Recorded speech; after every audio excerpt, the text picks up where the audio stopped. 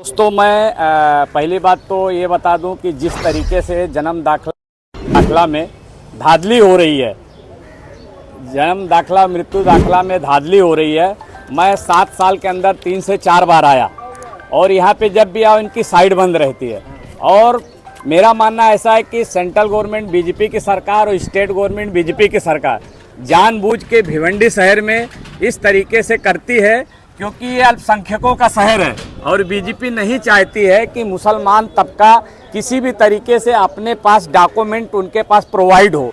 अभी मैं यहाँ के जो आरोग्य डॉक्टर हैं संदीप गाडकर करके मैं उनसे मिलने गया तो उन्होंने कहा कि ये साइड जो है सेंट्रल गवर्नमेंट की डीसीसी साइड है। ये जो है कभी भी बंद हो जाती, कभी भी चालू हो जाती। 2016 या 17 में इन लोगों ने इसके पहले एसेंट करके कोई सर्वर कंपनी थी, उनका इनसे एग्रीमेंट था। उनका कहना ऐसा है कि 2016-17 के बाद जो डॉक्यूमेंट है वो भी ऑनलाइन नहीं हुआ और हमने उसको अभी तक नोटिस दिया, वो कोई जवाब नहीं दिया। और ये जो है सिर्फ और सिर्फ बीजेपी की वजह से यहाँ पे ये हालत है, जो यहाँ पे भीड़ लगी रहती है। और गरीब आप लोग देखे होंगे यहाँ पे भिवंडी में ज़्यादातर अल्पसंख्यक के गरीब लोग महिलाएं हैं।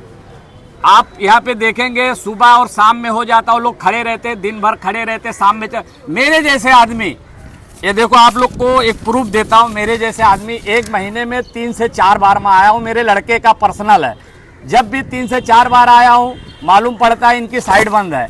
मेरा कहना ऐसा है कि कमिश्नर साहब से और महापौर साहब से कि इसको जल्दी से जल्दी हल किया जाए। यहाँ पे किसी तरीके से पोलराइजेशन जो बीजेपी कर रही है वो पोलराइजेशन नहीं होना चाहिए। मलिक भाई,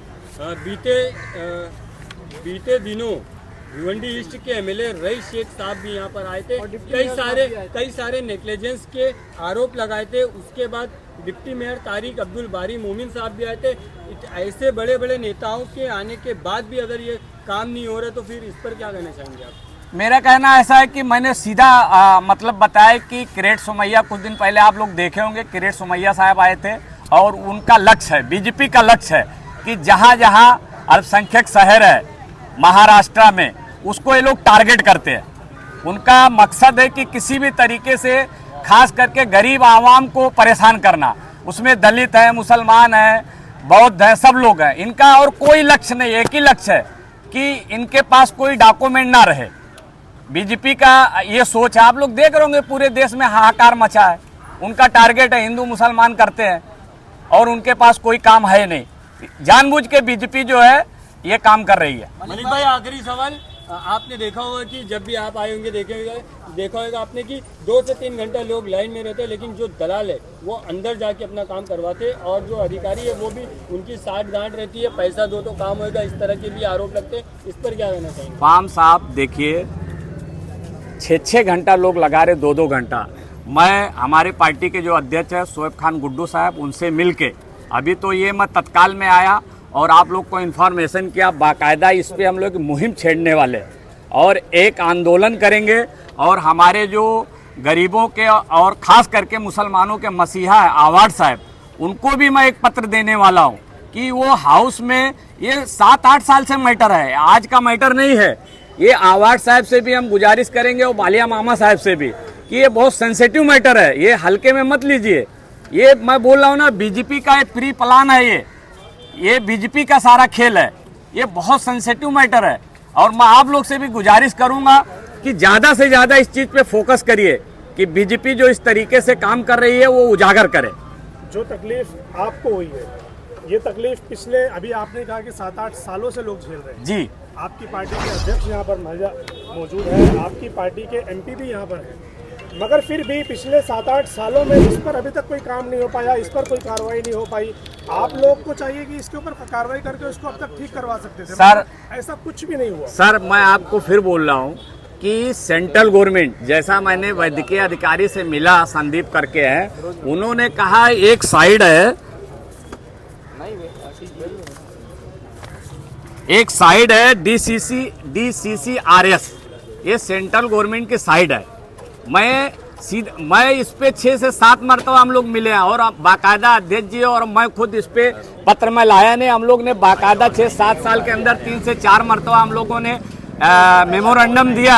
लेकिन क्या करें, बीजेपी की सरकार है सेंट्रल में और स्टेट में, वो लोग जानबूझ के, मैं बोला ना, जानबूझ के वो लोग माइनॉरिटी शहर को टारगेट करते हैं। मतलब नगर पालिका का कोई रोल नहीं है इसके अंदर, नगर पालिका के कमिश्नर हो या डिप्टी मेयर हो या मेयर हो, नहीं, इनका कोई रोल नहीं नहीं, नगर पालिका का बिल्कुल रोल होना चाहिए, ये लोकल अथॉरिटी है, इसमें कहीं ना कहीं कमिश्नर और इससे संबंधित जो अधिकारी हैं कहीं ना कहीं उनसे भी लापरवाही हो रही है। मैं ऐसे डायरेक्ट थोड़ी बोल सकता हूँ, इनसे लापरवाही हो रही है। माननीय कमिश्नर साहब से भी मैं आग्रह करूंगा। सवाल तो वही कर रहा हूँ कि जब इनसे लापरवाही हो रही है तो सारी पार्टियों के जो अध्यक्ष यहाँ पर मौजूद हैं, एमएलए मौजूद हैं, एमपी मौजूद हैं, वो इन लापरवाहियों को ठीक करने का काम क्यों नहीं कर रहे? मैंने आपको अवैध भाई पहले बोला कि कम से कम 6-7 साल के अंदर 3 से 4 मरतबा मैं खुद मेमोरेंडम दिया हूँ। पार्टी का एक रिप्रेजेंटेटिव होने की वजह से माननीय अध्यक्ष शोएब खान गुड्डू के आदेश के अनुसार 3 से 4 मरतबा मैं खुद मेमोरेंडम दिया हूँ। जब बहुत इनका अत्याचार हो गया तो मैंने आप लोगों से आग्रह किया कि ये कहीं ना कहीं ये शहर का बहुत सेंसिटिव मैटर है, ये आपकी भी जिम्मेदारी बनती है, आप लोग इसको मुद्दे को उठाइए। कुल मिला के मलिक भाई ये बताइए, आने वाले कितने दिनों में एनसीपी का एक्शन देखने मिलेगा? बहुत जल्द आप लोगों को एक प्रेस कॉन्फ्रेंस करके हमारे अध्यक्ष द्वारा, हमारे अध्यक्ष बहुत जल्द इस पे एक्शन लेंगे और आप लोग को प्रेस कॉन्फ्रेंस करके आप लोग को बताया जाएगा। जल्द से जल्द इस पे हम लोग बड़ा आंदोलन करेंगे। Speed news Bharat.